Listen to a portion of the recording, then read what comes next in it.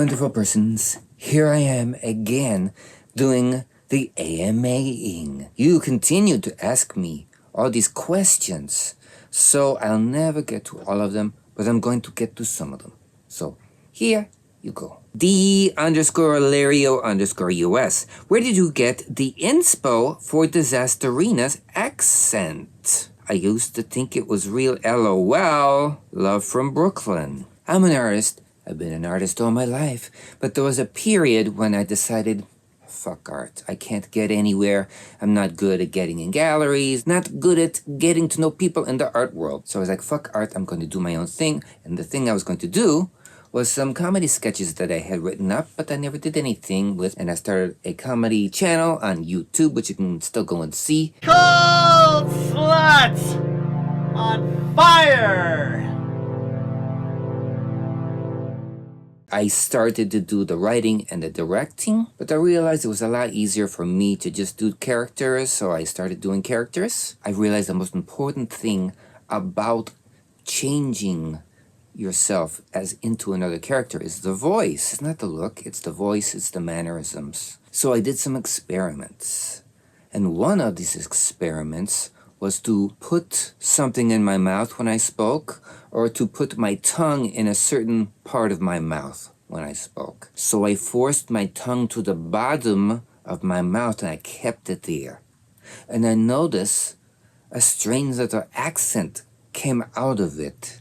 It was like a speech impediment almost, but it was definitely like it turned into an accent. But I was doing drag, so once I started speaking in this way, it just sort of naturally happened. You should try that. Everybody out there who is an actor should try to put something in their mouth when they speak, or put your tongue in a certain area of your mouth and see how you change your whole speech.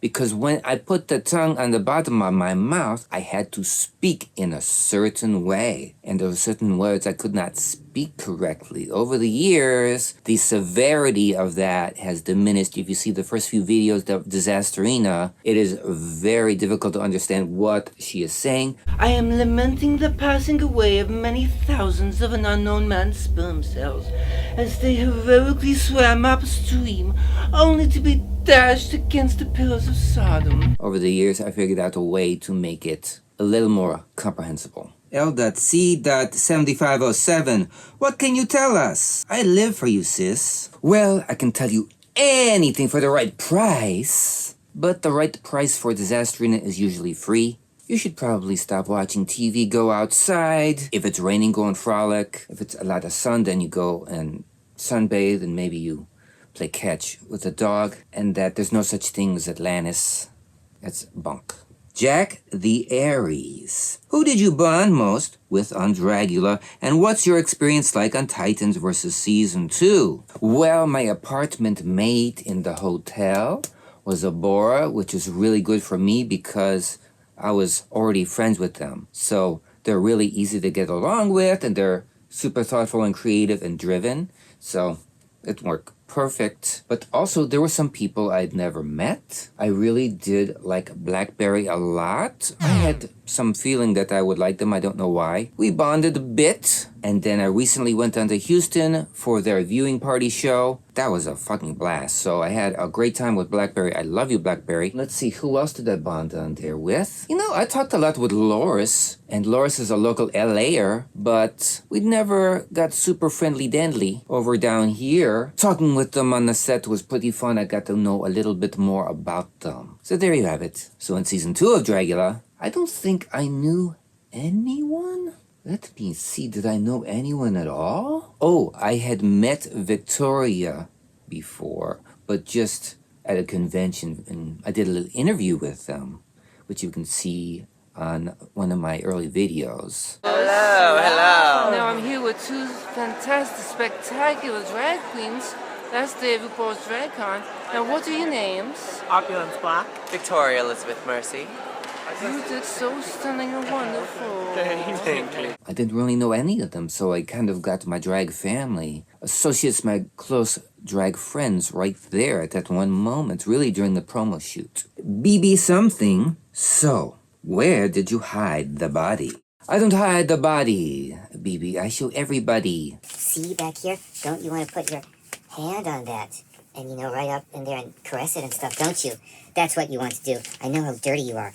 You're so dirty. Oh, wait a minute. That body? Okay. I really didn't have to hide it. I just threw it into the desert, and then the vultures ate it. And then what was left turned into beef jerky, and the lizards grabbed it and they ran away with it. So there's nothing left. I didn't have to hide nothing. Mother Nature is the best alibi. Kelsey Peterson, 3954. What is the thought process behind your look? Like, how long does it take you to come up with a look from start to finish? There's a thought process? There's thoughts up here?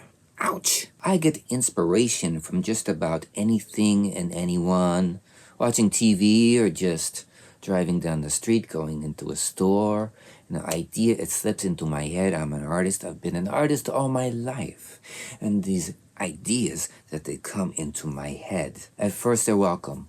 But then I realize what's involved in getting that idea to be realized, and it's a lot of fucking work. So maybe it's best if I'm not so creative. Once I get that idea, everything just explodes around it. And luckily, I live in a house full of stuff. 2 floors, it's like 10 rooms. They are all jam-packed, stacked to the ceiling, as you can see. Everything is here that I need to make the outfit. And I just have to dig through the garbage to find it. And sometimes it takes a short time, and sometimes it takes a long time. And when I'm going through there like a little pack rat or a squirrel or something, I find all the old nuts, and sometimes those old nuts have turned into trees. And I chop the tree down, and I wear it. I wear the tree, kind of like a Bora. Scotty 5. Being somebody who did an overall great job on your initial season and came close to getting a couple wins despite getting the edit critique, what was different about how you approached to prepare for Titans? Season 2, I was not sequestered. I was in this here house making outfits right here in this room. We only shot on the weekends. We didn't shoot during the week, so I had all this time during the week to make every outfit. Everything you see pretty much on season 2 that I made the week before we shot because I had a super busy schedule. So I didn't have much ready to go when the season started. But luckily I had those 5 days in between the shoot days, so I can come home into this room, just whip something together, and it worked out pretty good, I think. Titans 2, I remember how much time I had. Maybe it was a month or something, but with that, I had to have everything ready. I was working on a dozen outfits at the same time. It was a lot of work because I was mainly making everything myself. There was a couple things I didn't make, but I think that I just wish I had a little bit more time. There was a big money pressure for me and my family because we do the convention thing where we go all over the place and it's time consuming, it's very exhausting. And then I had this little window, luckily it was the same window where I was preparing for Titans. And I had, I think, like 2 weeks, and then I had to do some conventions, then I had another 2 weeks. And it was hard keeping it all together and organizing it. But I really love what I did, and I wish you all were able to see all of it. The generic Nerd King, with Vander being the Exorcister from Season 1, Coco being from Season 4, Cynthia from Season 5, and the Boulet saying you would have been the Exorcister from Season 2 if the title existed. I'm curious, who do you think the Exorcister from Season 3 would be? So the Exorcister is somebody who on their season was not the Exorcister, but later became the Exorcister. Like Vander was the Exorcister for Titans 2, right? Isn't that the way that works? But on Season 3, who was the performer on Season 3 that should have been later into another series? Is that what you mean? I think I would have loved to have seen Yovska. Are you a scary creature?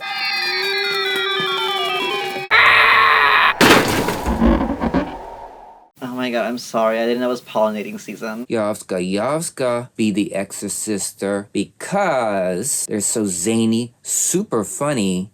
They are super sassy and sort of can be a little abrasive. I think that would have been perfect. Pussy Inusta 9330.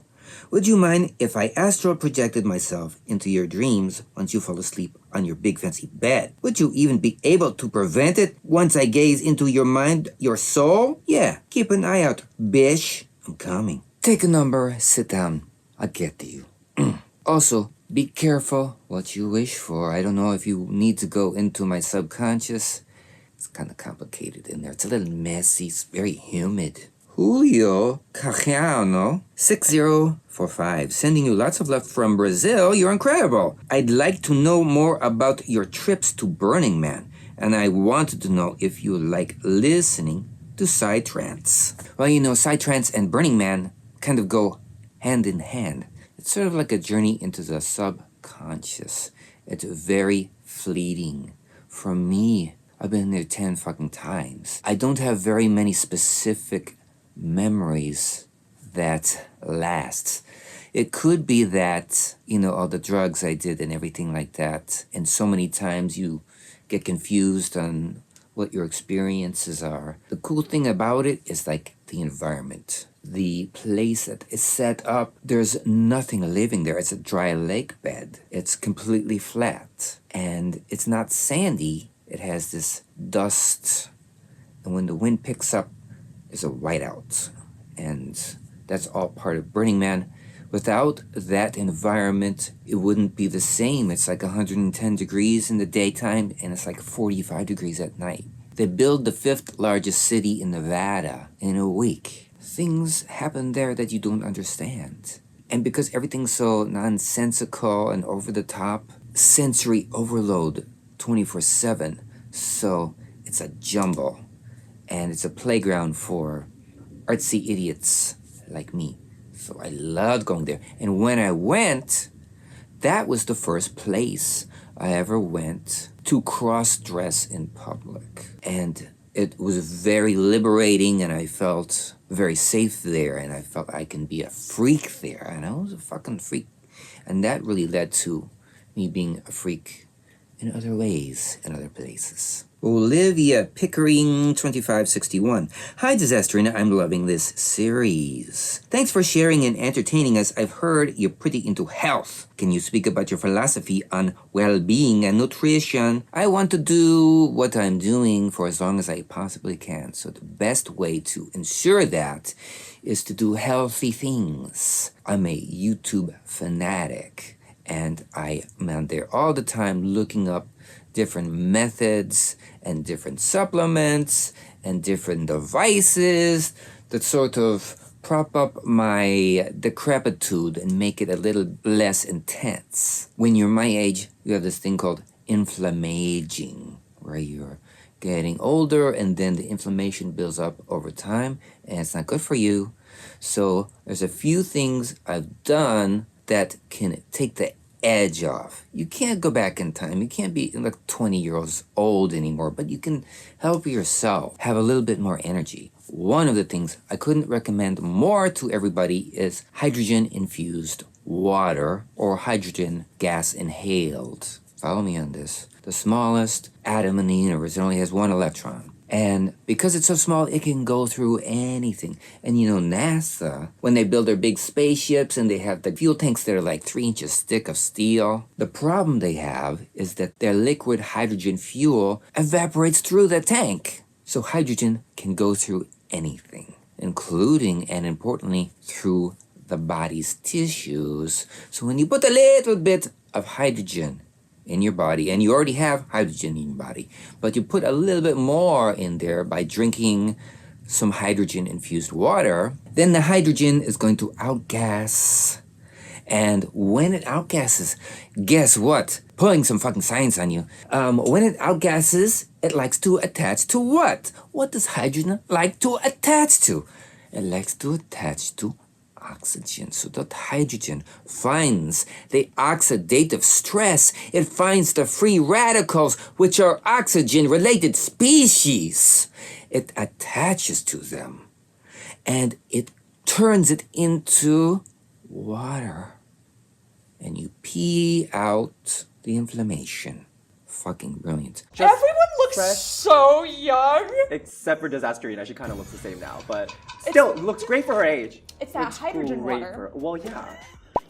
Looks great for her age, mind you. You know, all my middle-aged friends, I'm all about this with them. It's like, you know, we got to do what we can to stay around because, you know, our health is going down the toilet because we're getting old. And I tell them the spiel and they're just like, oh, well, that's nice. Yeah, maybe I'll check that out.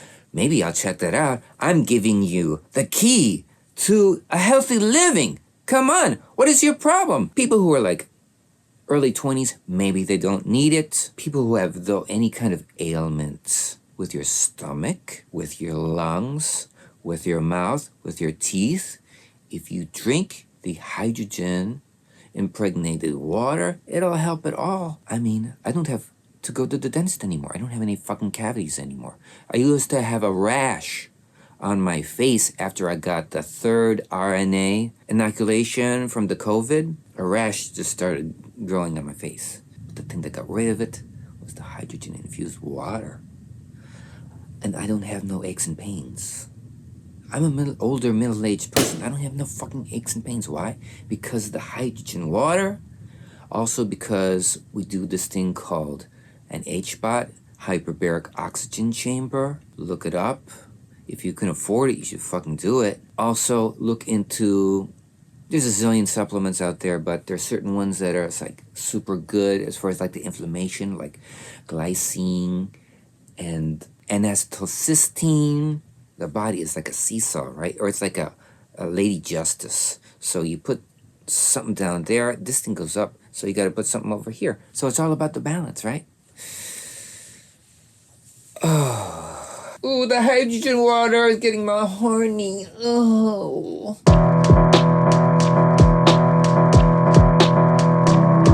I want to get a special thank you out to Holly and Michael Bakish because of the incredible support that they gave to me and my family when I was getting ready to go on to Titans 2. They are fucking super fans. When you see them in Tucson walking down the street, you go up to them and you give some loving on them and you buy them dinner or something because they helped us out so fucking much. And I love you guys. I also want to thank my Patreon supporters. So many of you have been there for me and getting that extra push every month from your generous support has helped me create really cool content, and also it's just helped me fucking survive. I really do appreciate it. So if you want to help out Disasterina, go on to the Patreon. I don't know how you pronounce it. Go there. Patreon.com/Cold Sauce on Fire and give me a few green packs so I can continue this ridiculous endeavor. Thank you all so much, and thank you all those people who would give me tips.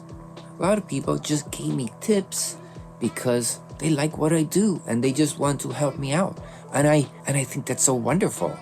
You are fucking wonderful. Yes, I'm talking to you. Not you. I'm talking to you. And I love you so much.